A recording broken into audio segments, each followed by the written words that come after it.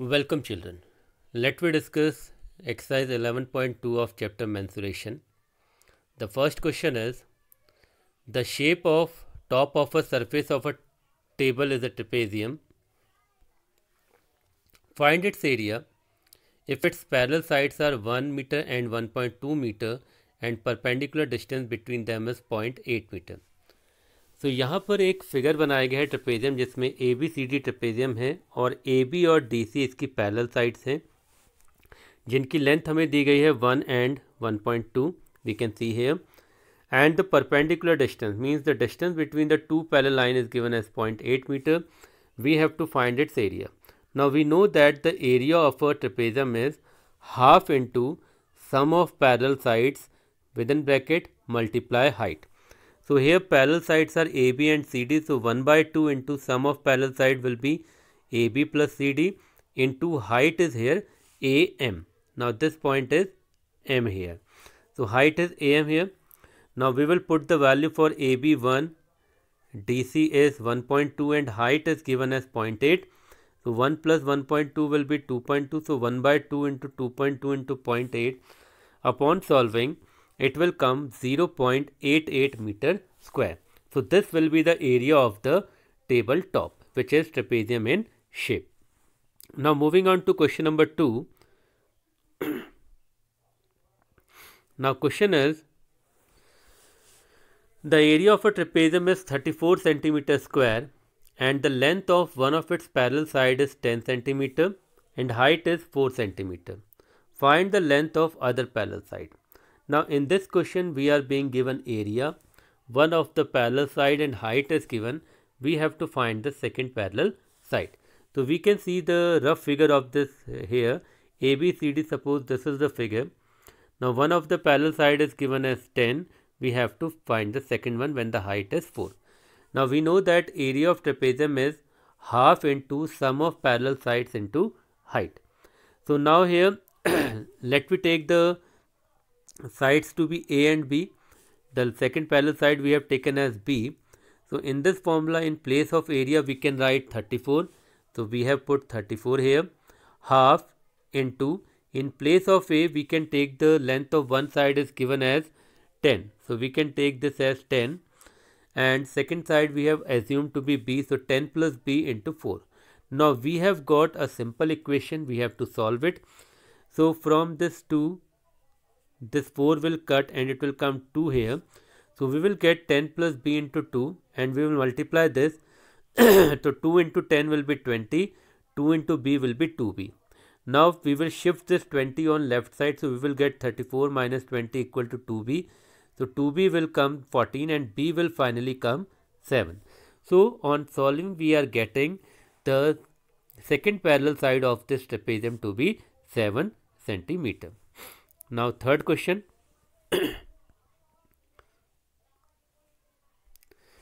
In the third question we are given length of the fence of a trapezium shaped field is 120 centimeter. If BC is 48, CD is 17, AD is 40, find the area of this field. Side AB is perpendicular to the parallel side AD and BC.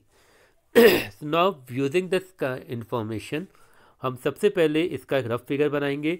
तो हमने एक trapezium ले लिया ABCD. इसमें दिया गया है कि जो आपकी पैरेलल साइड है, side AB is perpendicular to the parallel side AD and BC. तो हमारी पैरेलल साइड्स हैं AD एंड BC और जो AB है वो उसके परपेंडिकुलर है, यानी कि 90 डिग्री का एंगल बना रही है. तो AB will act as the height over here. तो हमने एक रफ फिगर बना लिया है. अब हमें इसकी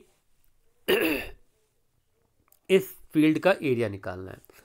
नाउ सी चिल्ड्रन, सबसे पहले हम देखते हैं कि हमें length of fence of the trapezium दी गई है. हमें पता है फेंसिंग का मतलब होता है to cover the total boundary of that particular figure, यानी कि यहाँ पे पेरीमीटर का मतलब, फेंसिंग का मतलब है इस ट्रेपेजियम का पेरीमीटर, और ट्रेपेजियम का perimeter means sum of all the sides.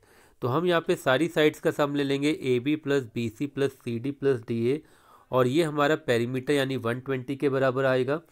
तो हमें BC, CD और DA पता है, तो यहाँ से हम AB निकाल सकते हैं. तो AB की लेंथ आ जाएगी हमारी 15 metre. So on putting the value of remaining sides, we got A B as 15 metre. अब हमें यहाँ पे ए बी मिल चुका है जो 15 है। Now we have to find the area. Area हमें पता है sum of parallel sides into height. अगर हम फिगर देखें तो हमारी पैरेलल साइड है एक 40 मीटर की और एक 48 मीटर की। तो पैरेलल साइड्स वी हैव, और हाइट है हमारी ए बी जो अभी हमने निकाली है 15। तो हमारे पास सारी इंफॉर्मेशन आ चुकी हैं। We can find the area of this trapezium. तो we will use the formula half into sum of parallel sides into height. तो सम ऑफ पैरेलल साइड्स में हम कर देंगे 40 + 48 और हाइट की जगह हम रख देंगे 15। तो वी गॉट दिस 48 + 40 88 होता है। इसकी कैलकुलेशन करेंगे तो फाइनल आंसर हमारा आ जाएगा area of the field to be 660 metre square. So this way we will calculate the area of this field. Now next question.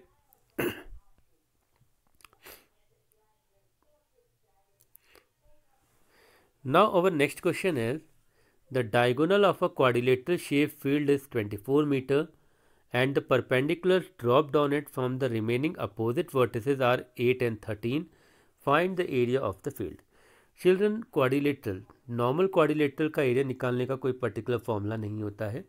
उसके लिए हम क्या करते हैं, क्वाड्रिलेटरल को दो ट्राइंगल्स में बांटते हैं और दोनों ट्राइंगल्स का एरिया निकाल के उसको ऐड कर देते हैं।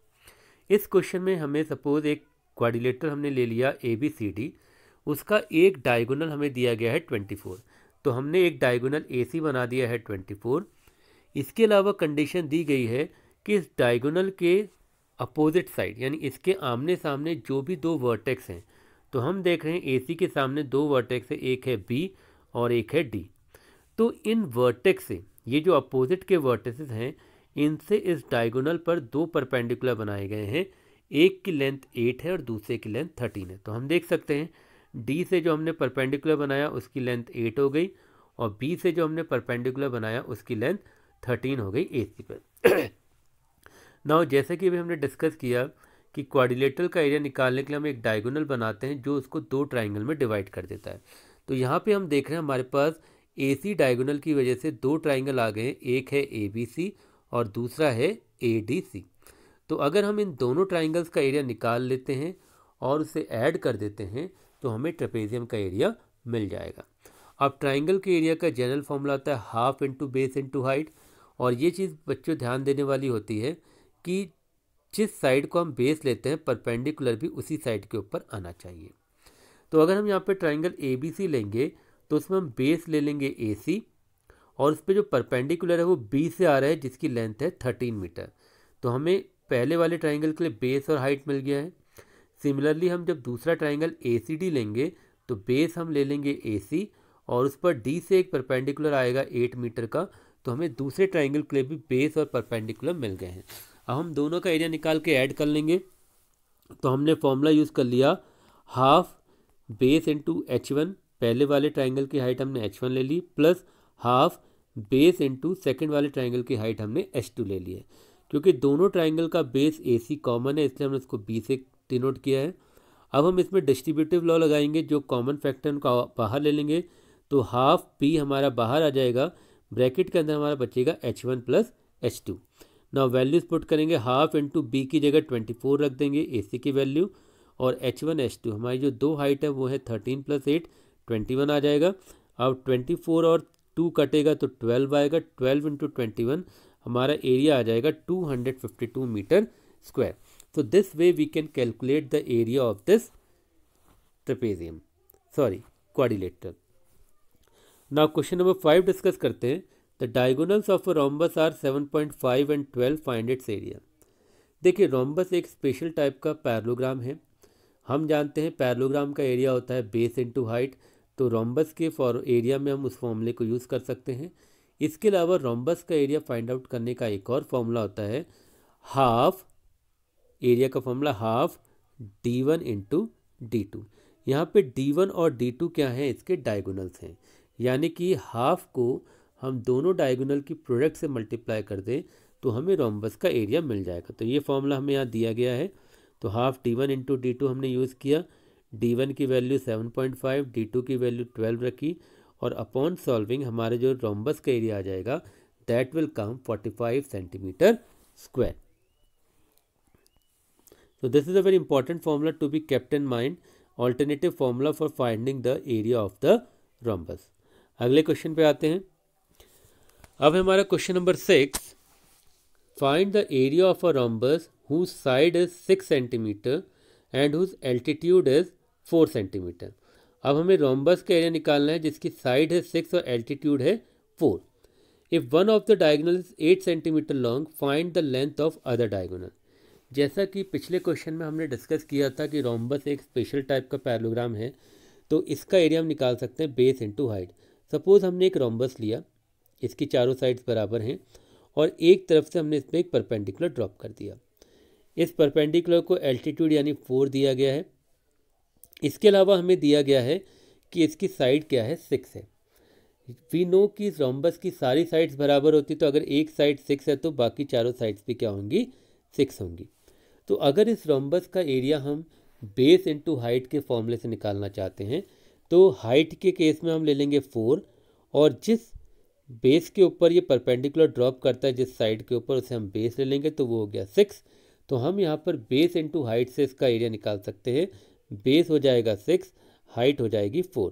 तो हमारा रोम्बस का एरिया आ जाएगा बेस इनटू एल्टीट्यूड यानी हाइट, तो 6 × 4 24 सेंटीमीटर स्क्वायर. नाउ इसी रोम्बस में हमें एक डायगोनल दिया गया है 8, हमें दूसरा डायगोनल निकालना है. नाउ वी नो दैट कि अगर हम इस रोम्बस का एरिया निकालना चाहते हैं by the help of diagonals, तो हमारा फॉर्मूला होता है half into d1 into d2. ये एरिया का एक और ऑल्टरनेटिव फार्मूला है फॉर अ रोम्बस.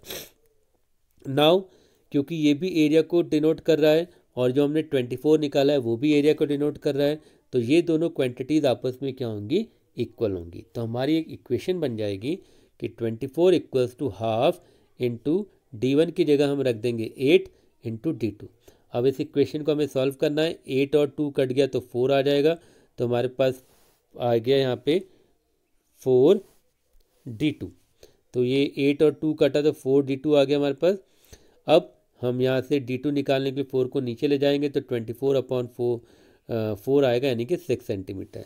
यानी कि नेक्स्ट डायगोनल की जो हमारी लेंथ आ गई है that will come 6 centimetre. So this way we can find the length of the second diagonal. Now next question discuss करते हैं. क्वेश्चन नंबर 7 है हमारा. हमारा क्वेश्चन है the floor of a building consist of 3000 tiles which are rhombus shaped and each of its diagonal are 45 cm and 30 cm in length. Find the total cost of polishing the floor if the cost is per meter square ₹4. तो हमारे पास एक building का floor है जिसमें 3000 tiles लगी हुई हैं. ऐसे करके मान लीजिए टाइल्स लगी हैं, टोटल टाइल्स हैं इसमें 3000. ठीक है, और हर टाइल की शेप क्या है, रोम्बस, जिसके डायगोनल्स आपको दिए गए हैं 45 और 30. Find the total cost of polishing the floor. अब इस फ्लोर को पॉलिश करना है. देखिए, जब भी हम फ्लोर को पॉलिश करेंगे तो हम उसके सरफेस को कवर करेंगे, और सरफेस को कवर करने का मतलब है कि ये एरिया का कॉन्सेप्ट है. तो अगर हमें टोटल कॉस्ट निकालनी है तो हम क्या करेंगे, इस पूरे फ्लोर का एरिया निकालेंगे. और पूरा फ्लोर क्योंकि टाइल्स की फॉर्म में डिवाइडेड है, 3000 टाइल्स लगी हैं, तो अगर हम एक टाइल का एरिया निकालते हैं और उसको इंटू 3000 कर देते हैं तो हमें सारी की सारी टाइल्स का एरिया मिल जाएगा. और सारी की सारी टाइल्स के एरिया का मतलब है कि हमें पूरे फ्लोर का एरिया मिल जाएगा. तो जब हम पूरे फ्लोर का एरिया निकाल लेंगे उसको हम किससे मल्टीप्लाई कर देंगे, रेट से. तो इससे हमें क्या मिल जाएगी, टोटल कॉस्ट. अब क्वेश्चन उठता है कि एक टाइल का हम एरिया कैसे निकालेंगे, क्योंकि यहाँ दे रखा है कि टाइल की शेप रोम्बस में है और उसके डायगोनल्स दे रखे हैं. तो एरिया ऑफ रोम्बस टाइल निकालने के लिए हम एरिया ऑफ रोम्बस का फॉर्मूला यूज़ करेंगे, हाफ d1 इंटू d2. तो d1 और d2 हमें 45 और 30 दिए गए. इसको हम जब पुट करेंगे तो हमारे पास एक टाइल का एरिया आ जाएगा 675 सेंटीमीटर स्क्वायर. ये हमारी एक टाइल का एरिया है. पूरे फ्लोर का एरिया निकालने के लिए हमें इसे 3000 से मल्टीप्लाई करना पड़ेगा. तो हमने इसको 3000 से मल्टीप्लाई किया तो सारे के सारे फ्लोर का एरिया आ गया 202500 centimetre square. Now we have calculated the area. अब टोटल कॉस्ट निकालने के लिए हमें क्या करना पड़ेगा, जो भी एरिया आएगा उसको हम रेट से मल्टीप्लाई करेंगे. ऐसा हम इसलिए करेंगे क्योंकि हमें 1 मीटर स्क्वायर को पॉलिश करने का रेट दिया गया है। तो अगर टोटल एरिया भी मीटर स्क्वायर में निकालेंगे और उसको जब हम 1 मीटर स्क्वायर के रेट से मल्टीप्लाई करेंगे तो हमें टोटल कॉस्ट मिल जाएगी। लेकिन यहाँ पे हमारा एरिया है सेंटीमीटर स्क्वायर, तो इसको मीटर में स्क्वायर में कन्वर्ट करने के लिए हमें क्या करना पड़ेगा, हम इसको 10,000 से डिवाइड करेंगे। उसका रीज़न ये है कि 1 सेंटीमीटर को मीटर में कन्वर्ट करने के लिए हम 100 से डिवाइड करते हैं, लेकिन यहाँ पे है सेंटीमीटर स्क्वायर, यानी कि सेंटीमीटर मल्टीप्लाई सेंटीमीटर। अब एक को कन्वर्ट करने के लिए 100 से डिवाइड करेंगे, तो दूसरे को भी कन्वर्ट करने के लिए 100 से डिवाइड करेंगे, तो 1/100 इंटू 1/100 यानी कि 1/10,000 आ जाएगा। इसीलिए यहाँ पे हमने इसके एरिया को 100 इंटू 100 से डिवाइड किया है। तो जब डिवाइड करेंगे तो हमारे पास एरिया आ जाएगा 202.50 metre square. Now we have calculated the area of whole floor in metre square. अब ये टोटल एरिया मीटर स्क्वायर में है। अब 1 मीटर स्क्वायर को पेंट करने के लिए 4 रुपये देने पड़ते हैं। तो टोटल कॉस्ट कैसे निकालेंगे, जैसा कि हमने डिस्कस किया, एरिया को रेट से मल्टीप्लाई करेंगे तो 4 को इससे मल्टीप्लाई करेंगे, हमारी टोटल कॉस्ट आ जाएगी 810 रुपीज़। तो इस पूरे फ्लोर को पॉलिश करने की टोटल कॉस्ट आ गई है 810 rupees. Now moving on to the next question, question number 8, very important question. अब हमारा क्वेश्चन है, Mohan wants to buy a trapezium shaped field. Its side along the river is parallel to and twice the side along the road. If the area of this field is 10500 meter square and perpendicular distance between the two parallel sides is 100 meter, find the length of the side along the river. अब ये एक practical life का question है कि मोहन एक trapezium shape field को खरीदना चाहता है। उसकी जो साइड रिवर के अलॉन्ग है वो पैरेलल है किसके, twice the side along the road. मतलब प्लॉट इस तरीके से है कि उसकी एक तरफ की साइड पर रिवर बह रही है और दूसरी तरफ की जो पैरेलल साइड है वहाँ से रोड जा रही है। तो जो रिवर के अलॉन्ग साइड है वो रोड के अलॉन्ग साइड का डबल है। तो मान लीजिए हमने रोड ले ली, ये हमारी रोड आ गई और ये हमारी रिवर आ गई। तो रोड के अलॉन्ग, रिवर के अलॉन्ग जो साइड है वो रोड के अलॉन्ग जो साइड ए बी है उसका डबल है। तो हमने रोड के अलॉन्ग साइड ए बी को हमने x मान लिया, तो रिवर के अलॉन्ग जो साइड डी सी यहाँ पर दिख रही है वो क्या हो जाएगी 2x, और दोनों साइड्स के बीच का जो पैरेलल डिस्टेंस है वो है 100, यानी कि हाइट ऑफ द ट्रेपेजियम है 100। तो हमें x की वैल्यू निकालनी है। तो सबसे पहले क्या करेंगे, हम यहाँ पे एरिया का फॉर्मूला यूज़ करेंगे। तो एरिया का फॉर्मूला होता है half into sum of parallel sides into height. अब पैरेलल साइड्स हमने ए बी को लिया है x, डी सी को लिया है 2x और हाइट है हमारी 100। तो ये हमारा एरिया आ गया। और इस क्वेश्चन में ऑलरेडी एरिया हमको 10,500 मीटर स्क्वायर दिया हुआ है। तो this area will be 10,500 metre square. तो हमारे पास एक इक्वेशन आ गई है। इस इक्वेशन की मदद से हम x की वैल्यू फाइंड आउट कर लेंगे। इस 2 से 100 कट जाएगा तो 50 आ जाएगा, और x प्लस 2x आपका 3x हो जाएगा। तो ये हो जाएगा 10,500 इक्वल टू 3x इंटू 50। तो पहले इस 50 को डिनोमिनेटर में ले जाएंगे, तो ये आ जाएगा 10500 बाई 50, और फिर इस 3 को नीचे ले जाएंगे तो फाइनली हमारी x की वैल्यू आ जाएगी 70। तो हमें जो साइड निकालनी थी अलॉन्ग द रिवर यानी x वो रोड वो हो गई 70, और अगर हमें रिवर के अलॉन्ग निकालें तो 2 इंटू एक्स हो जाएगा यानी कि 140। तो रोड के अलॉन्ग साइड हो गई 70, रिवर के अलॉन्ग होगी 140। So this way we will solve this question. Now next question.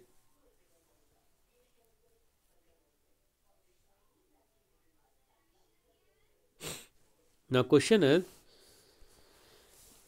top surface of a raised platform is in the shape of regular octagon as shown in figure. Find the area of this octagonal surface.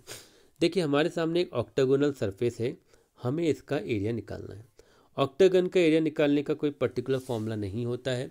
तो जब हमारे पास ऐसा कोई polygon आता है जिसका area निकालने के लिए कोई पर्टिकुलर फॉर्मूला नहीं है, तो हम क्या करते हैं, उस पॉलीगन को छोटे छोटे पॉलीगन्स में डिवाइड कर देते हैं बाय जॉइनिंग इट्स वर्टिसेस, और इस तरीके से डिवाइड करते हैं कि जो नए पॉलीगन छोटे छोटे हमें मिले उनका एरिया निकालने का फॉर्मूला हमारे पास हो।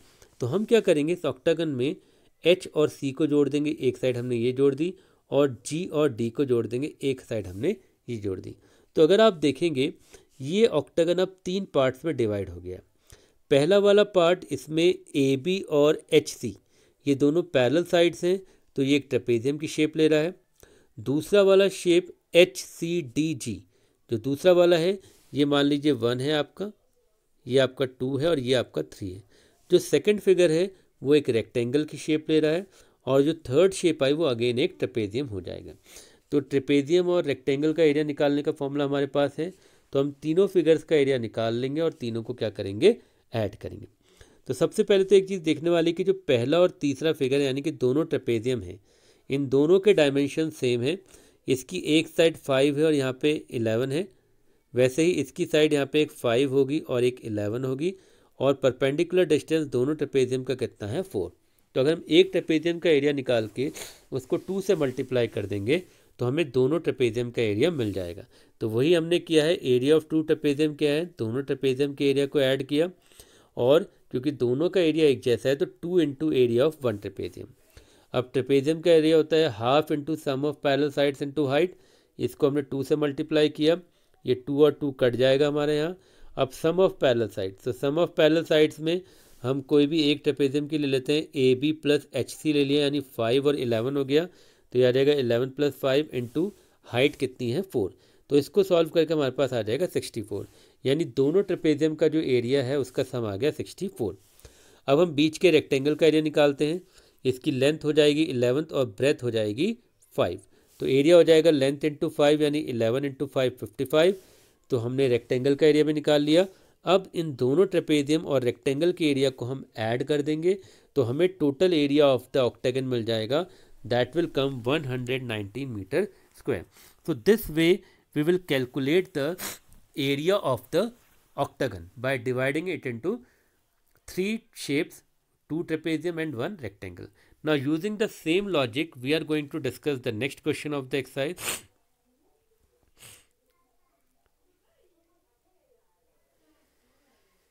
तो इसको देख लेते हैं next question, 10th question of the exercise.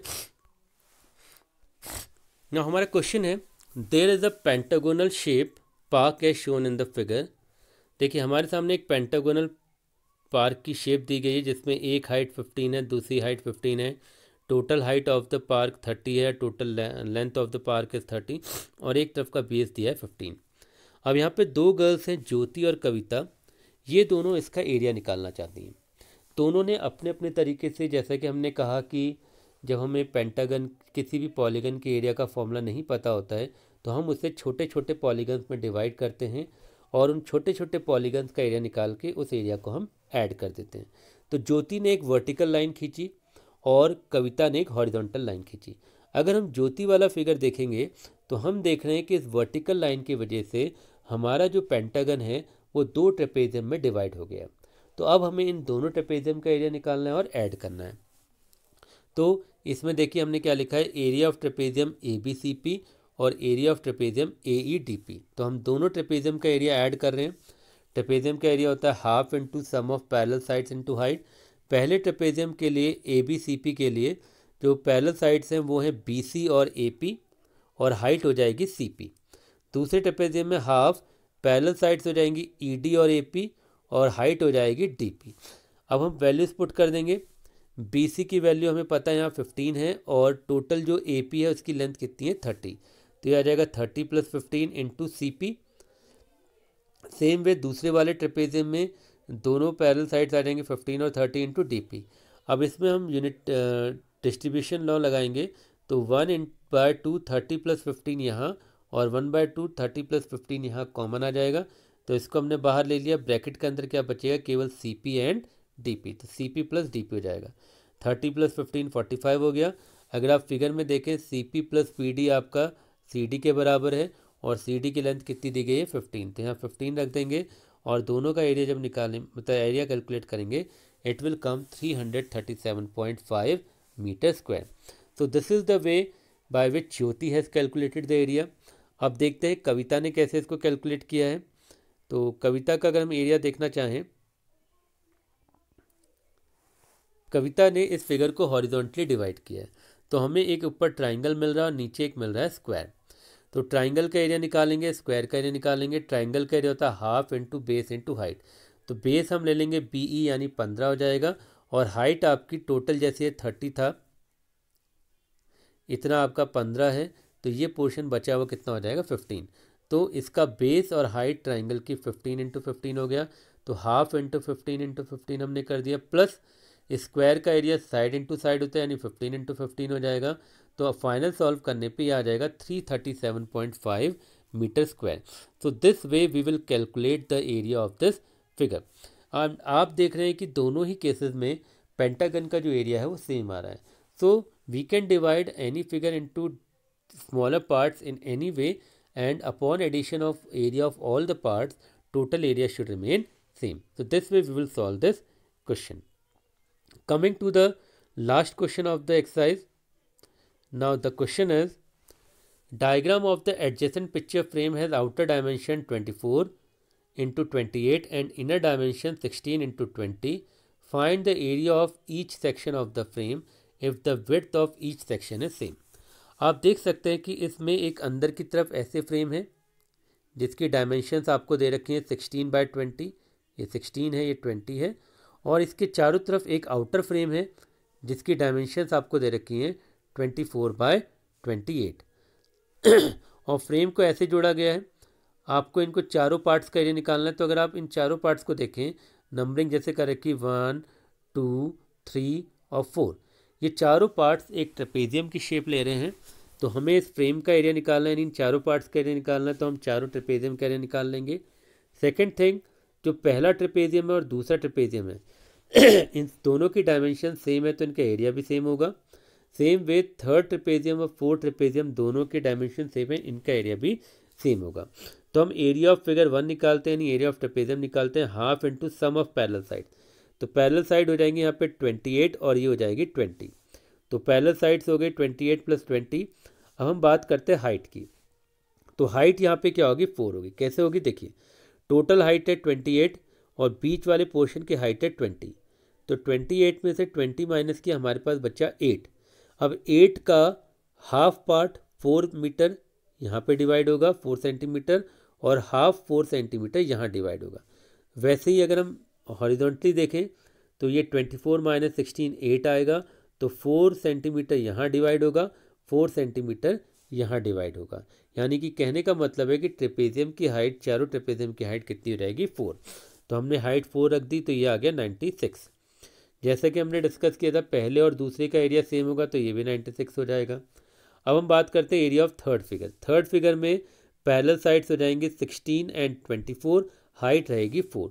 तो हमने ये कर दिया, पैरेलल साइड्स को 16 और 24 लिया, हाइट 4 आ गई, आ गया 80 सेंटीमीटर स्क्वायर। और जो एरिया थर्ड का आएगा वही एरिया हमारा कितने का आएगा फोर्थ का, तो ये भी कितना हो जाएगा 80 centimetre square. So this way we will calculate the area of all the 4 parts of the frame.